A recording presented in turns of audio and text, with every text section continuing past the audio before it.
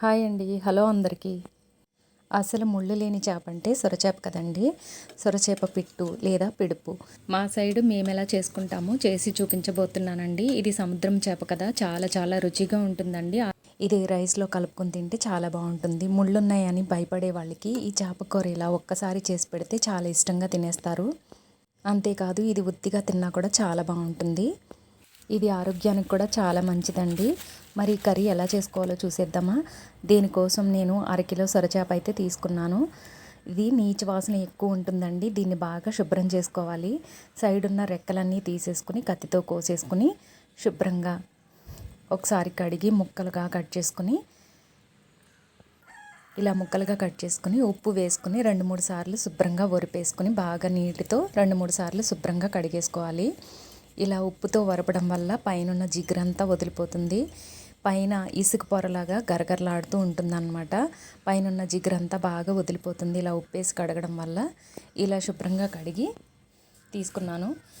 ఇప్పుడు ఈ కడిగి పెట్టుకున్న ముక్కల్లో కొంచెం ఉప్పు, 1/2 టీ స్పూన్ పసుపు, ముక్కలు ములిగేలాగా నీళ్లు వేసుకుని స్టవ్ మీద పెట్టుకుని ఉడికించుకోవాలి. ఒక 10 నిమిషాల పాటు ఉడికించుకోవాలి. ఇలా ఉడికించుకోవడం వల్ల పైనున్న పొర అంతా ఊడిపోతుంది. అలాగే నీచు వాసన లేకుండా ఉంటుంది.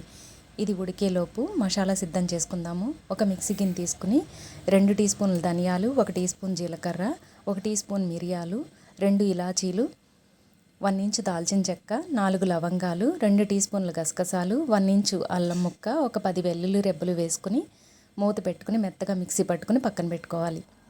ఇప్పుడు 2 మీడియం సైజు ఉల్లిపాయలు తీసుకుని మెత్తగా తురుముకుని పక్కన పెట్టుకోవాలి. ఇప్పుడు చేప ముక్కలు ఉడికినాయేమో చూద్దాము. చేప ముక్కలు ఉడికినాయి అని తెలుసుకోవడానికి పై పొర ఇలా స్పూన్తో కానీ చాకుతో కానీ ఇలా తీసి చూస్తే పైన పొర ఇలా ఊడితే ఉడికిపోయినట్టండి. ఇప్పుడు స్టవ్ ఆఫ్ చేసుకుని ఇవి కాస్త చల్లారిన తర్వాత చేపల్లో ఉన్న నీళ్ళన్నీ వంచేసుకుని మళ్ళీ చన్నీళ్ళు వేసుకుని శుభ్రంగా కడిగి ఇప్పుడు పైన పొర అంతా ఇలా ఒలిచేసుకోవాలి. ఈ పొర గరగరలాడుతూ ఇసుకలాగా ఉంటుందండి. ఈ పొర అంతా చక్కగా ఒలిచేసుకోవాలి. ఒలిచేసుకుని శుభ్రంగా కడిగి ఈ చేపల్లో ఉన్న నీళ్లు ఎంత వీలైతే అంత గట్టిగా పిండేసి పక్కన పెట్టుకోవాలి. ఇలా కడిగేసి వీలైనంత గట్టిగా పిండేసుకోవాలన్నమాట. ఇందులో నీళ్ళు ఏమీ ఉండకూడదు. ఇలా చక్కగా పిండేసుకోవాలి.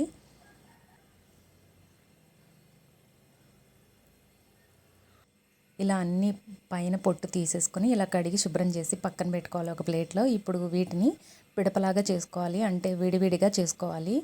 ఇందులో ఒక ముళ్ళు కూడా ఉండదండి. ఎన్ను మాత్రం ఉంటుంది, చేప వెన్ను.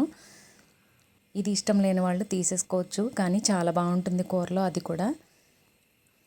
ఇలా పిడపలాగా చేసేసుకొని ఇప్పుడు ఇందులోకి 1 టీ స్పూన్ ఉప్పు, 1/2 టీ స్పూన్ పసుపు, 2 టీ స్పూన్ల కారము, నీచు వాసన లేకుండా ఒక అరచెక్క నిమ్మరసం వేసుకొని ఉప్పు, కారం, నిమ్మరసం ఈ పిడపంతా కలిసేలాగా బాగా కలుపుకొని పక్కన పెట్టుకోవాలి. అన్నీ ముందే ఇలా రెడీ చేసి పెట్టుకుంటే కూర అనేది తొందరగా అయిపోతుంది. ఇప్పుడు కూర కోసం స్టవ్ మీద ఒక మందపాటి గిన్నె పెట్టుకుని, నాన్ వెజ్ కర్రీ అంటేనే ఆయిల్ ఎక్కువ పడుతుంది కదా, ఆయిల్ కొంచెం ఎక్కువే పడుతుందండి. ఆయిల్ ఎక్కువగా వేసుకుని ఇలా వేడైన తర్వాత 1 టీ స్పూన్ జీలకర్ర, 1 టీ స్పూన్ ఆవాలు, ఒక 10 వెల్లుల్లి రెబ్బలు కచ్చపచ్చగా దంచుకుని వేసుకోవాలి. ఈ కూరకి వెల్లుల్లి ఎక్కువ వేసుకుంటేనే రుచిగా ఉంటుంది. అలాగే ఒక 3 రెమ్మల కరివేపాకు, 3 ఎండుమిర్చి ముక్కలు, ఒక 3 పచ్చిమిరపకాయ ముక్కలు వేసుకుని దోరగా వేయించుకోవాలి. ఇవి బాగా ఇలా వేగిన తర్వాత తురిమి పెట్టుకున్న ఉల్లిపాయ పేస్ట్ని వేసుకుని ఉల్లిపాయ పేస్ట్ని దోరగా మగ్గించుకోవాలి.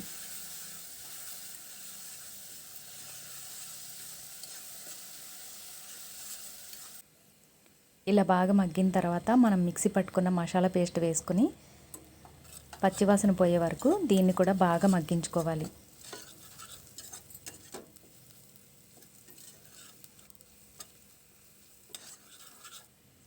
ఇది పచ్చివాసన పోయి ఇలా మగ్గిన తర్వాత 1 టీ స్పూన్ ఉప్పు, 1/2 టీ స్పూన్ పసుపు, 2 టీ స్పూన్ల కారం వేసుకుని మనం కారం ఉప్పు చేపకి పట్టించాం కదా చూసుకుని వేసుకోవాలి.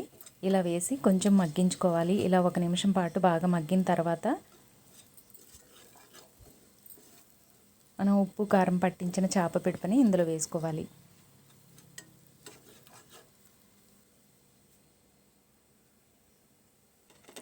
ఈ చేప పిడపని ఇందులో వేసుకొని ఉప్పు కారం పసుపు పట్టేలాగా మసాలా అంతా పట్టేలాగా బాగా కలుపుకోవాలి.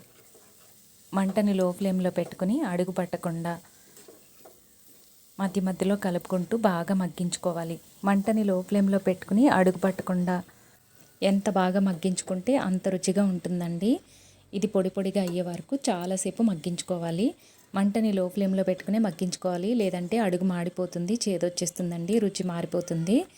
ఇలా బాగా మగ్గించుకుని స్టవ్ ఆఫ్ చేసుకుని సర్వ్ చేసుకోవడమేనండి. చాలా చాలా రుచిగా ఉంటుంది.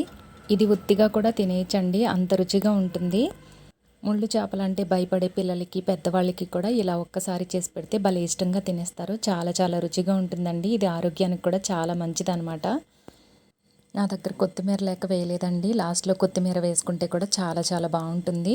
ఇది రైస్లోకి కలుపుకోవడానికి చాలా బాగుంటుంది. ఉత్తిగా కూడా తినేయచ్చు.